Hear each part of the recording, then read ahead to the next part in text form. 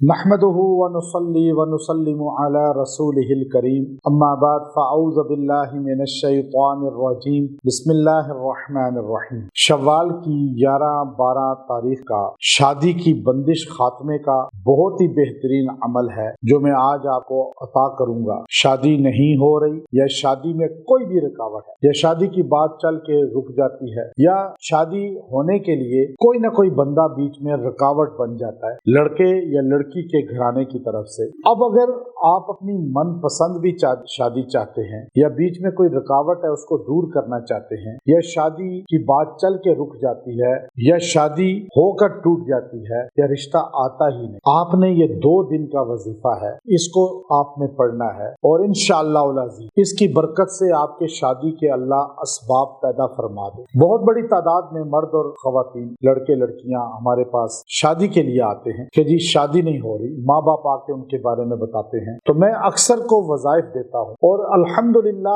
کچھ وظائف ایسے ہیں جو کرنے سے ان کے شادی کے فوراً اسباب ہو جاتے اور بڑی تعداد میں الحمدللہ رشتے ہو چکے، لیکن اس میں آپ کی پڑھائی کا دخل بھی ہے، آپ کا یقین کا دخل بھی ہے۔ اب آپ شادی نہیں ہو رہی اور آپ کو وظیفہ میں دے رہا ہوں اور آپ کا یقین ہے اگر کہ میں نے آپ کو صحیح چیز دی ہے اور آپ قرآنی اعمال ہیں اور قرآن پاک پہ آپ کا بلیو ہے کہ جی میرا مسئلہ تو اس سے ہی حل ہوگا، تو آپ کا فائدہ ہو جائے۔ اگر آپ ڈاما ڈول ہیں کہ نہیں پتہ نہیں اس سے فائدہ ہوگا یا نہیں، یہ تو ہر کوئی پڑھتا ہے، یہ تو میں پڑھوں، لڑکا یا لڑکی سوچے تو کیا پتہ ہماری شادی ہوگی یا نہیں۔ حدیث میں آتا ہے اللہ تبارک و تعالی فرماتے ہیں میں بندے کے گمان کے مطابق فیصلہ کرتا ہوں، بندہ جو سوچتا ہے وہی فیصلہ ہو جاتا ہے اللہ کا۔ اب آپ دیکھیے بندہ غلط سوچتا ہے تو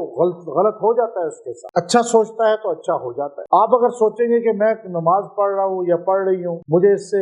دعا تو قبول ہوگی نہیں، بس نماز بھی پڑھ رہی ہوں تو نہیں قبول ہو، اور آپ اگر کہ نہیں میں نماز پڑھ کے دعا کروں گا یا کروں گی تو قبول ہوگی تو قبول ہو جائے گی۔ پہلے تو وظائف میں یقین اپنا مضبوط ہے کہ میرا اس وظیفے سے انشاءاللہ کام ہوگا، اور اگر آپ کا یقین کمزور ہے تو پھر کام نہیں ہو۔ تو یہ بات کہنے کا مقصد یہ ہے کہ میرے پاس ایسے لڑکے لڑکیاں آئے جن کی ایج 35 تک جا چکی، شادیاں نہیں ہو رہی، میں نے ان کو جب سمجھا کر وظائف دیے یہی وظیفہ، تو بندش یا رکاوٹ کوئی ہوتی ہے ہم اس کا خاص رقیہ کر کے دم کر کے پانی پلا کر تو اس سے خاتمہ بھی کر دیتے، تو میں نے کہا یہ وظیفہ کریں۔ ان کو تھوڑا سمجھ آ گیا، یقین آ گیا کہ نہیں یہ بات صحیح کہہ رہے ہیں اور قرآنی وظیفہ بتا رہے ہیں، انہوں نے یکسوئی سے پڑھا، ان کی شادیاں ہو گئی۔ اور بعض کا 22-23 سال کے لڑکیاں لڑکے آئے، ان کو وظیفہ دیا، لیکن انہوں نے چونکہ تھوڑا یقین کی کمزوری رکھی کہ ہوگا یا نہیں ہوگا، تو یہ تو سارے پڑھتے ہیں اس طرح سوچ کر، تو ان کی نہیں ہوئی شادی، وظیفہ 1-2 بھی پڑھ۔ تو اصل چیز آپ کا یقین ہے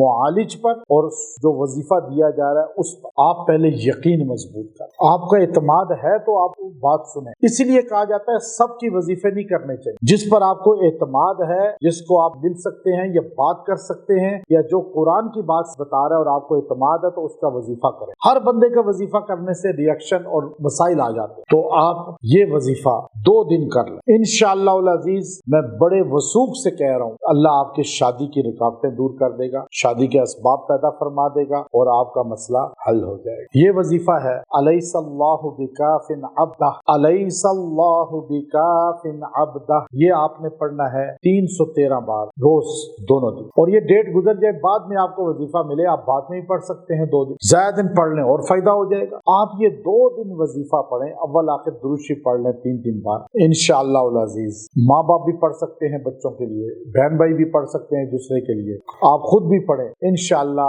شادی کا مسئلہ حل ہو جائے گا، رکاوٹ دور ہوگی۔ وآخر دعوانا الحمدللہ رب العالمین۔